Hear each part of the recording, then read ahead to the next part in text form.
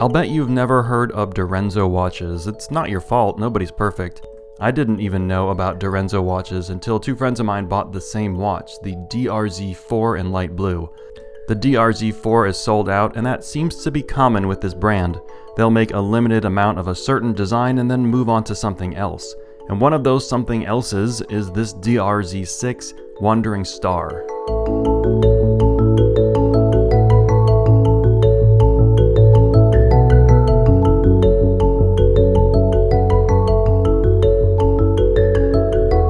There are so many small brands making sub $1,000 watches, and a lot of them, they seem great. It's amazing. We're lucky. And honestly, it's a little overwhelming for me as whatever I am, a YouTube sensation, when there are just so many watches that I could be looking at. But I go with what I find most interesting. That's not always what's most popular or even what I might buy for myself, but it's mostly stuff where I say, that's pretty neat, and you can tell that it's neat by the way that it is. So here we are. And let me back up here. Dorenzo is a small brand that started only in 2017. The name of the brand comes from the name of the founder, Sergio Direnzo.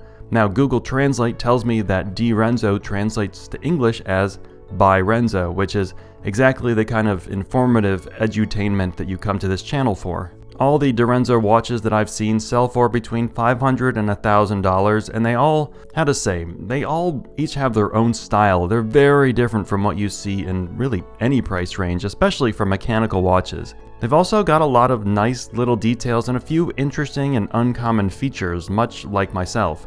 There are 3 variants of the DR6 Wandering Star, blue, black, and green dials. Pre-orders start on February 10th, or did start on February 10th. Honestly, I don't know when this video is going up. And delivery will happen in May or June, which I am pretty sure is still in the future. During the pre-sale, the Wandering Star on a bracelet costs 780 Swiss francs, or in real money, that's about 915 US dollars. Or on a leather strap, 750 Swiss francs, or about $880. Bless you, Switzerland. Everyone loves the person at the party who just has to be different from everyone else. The steel case is made out of 316L stainless steel that's been treated with a scratch-resistant coating. It's hard to 800 hardness Vickers, so about 4 times more scratch-resistant than normal 316L stainless steel. That's one of the first things that caught my attention about Direnzo watches, right after the funky design, and we'll get into that. 38mm across, 46mm long, and 10.8mm thick. It has 100 meters of water resistance without a screw-down crown, and uses a sapphire crystal.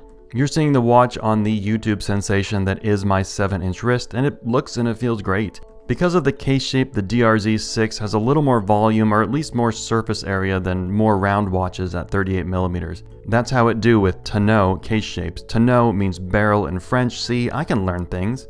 With the 46mm length and this style of end links, I think you could wear this comfortably on a wrist as small as 5.5 inches, or you could just eat something already, your skin and bones. The watch is powered by the manually wound Sellita SW216-1 in the Elaboré or Special grade. It has 45 hours of power reserve, and I'm told that the production version of this watch will include Côte de Genève finishing on the main bridge, which is cool, but I think it looks good plain like this. The decision to use a manually wound movement is interesting, and I like it. Even though the watch has a bracelet and 100 meters of water resistance, it looks more dressy than sporty to me, and that's in line with a manually wound movement.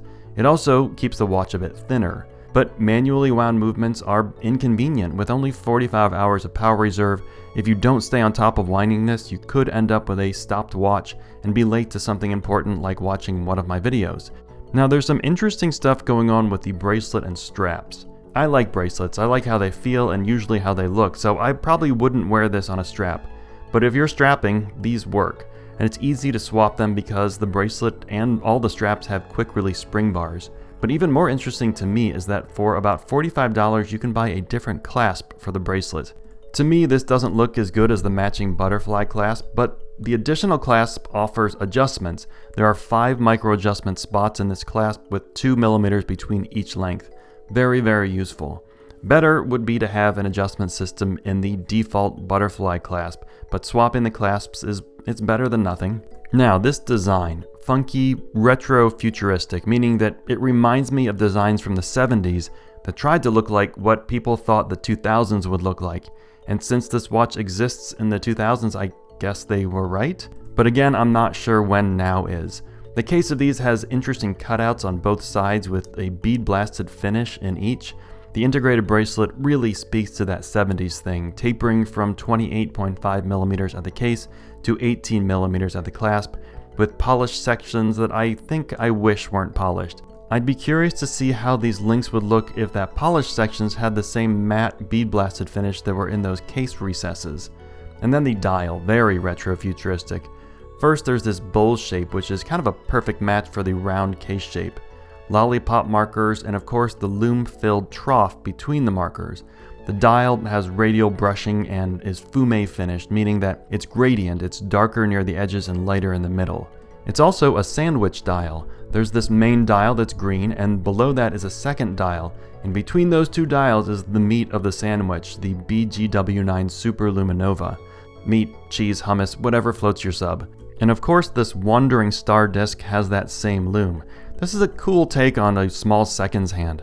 Do you lose some accuracy on how you read the seconds? Yeah, a little, but you make up for it in...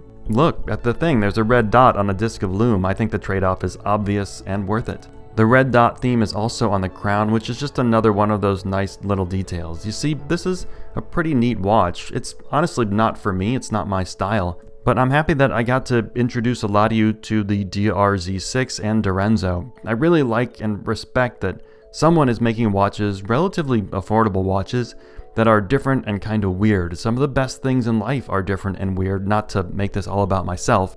But case in point, here's a watch joke for you. 6:30 is the best time on a watch, hands down.